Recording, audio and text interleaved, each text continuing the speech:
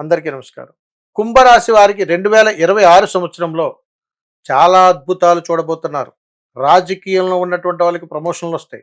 అధికారంలో ఉన్నటువంటి తిరుగు లేకుండా ఉంటారు. రెండవది, వీరు భార్యాభర్తలు విడిపోయినా మళ్ళీ కలిసిపోయేటువంటి అవకాశాలు ఉన్నాయి.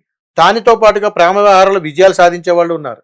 పిల్లలు అయితే ఇంక తిరిగి చూసుకోక్కర్లేదు. మంచి మంచి అవార్డులు రివార్డులు వాళ్ళకి అందుతుంటే తల్లిదండ్రులు పేరు ప్రఖ్యాతులు చేస్తుంటారు. కానీ కుంభరాశి వారికి 2026 సంవత్సరంలో మనశ్శాంతి అయితే ఉండదు. ఇది వాస్తవం. రెండోది, కొత్తగా ఉద్యోగం మారటం, కొత్తగా ధనం మీద ఆసక్తి పెరగటం, స్థాన చలనాలు మారిపోవడం, ఇవన్నీ కుంభరాశిలో ఖచ్చితంగా జరుగుతాయి.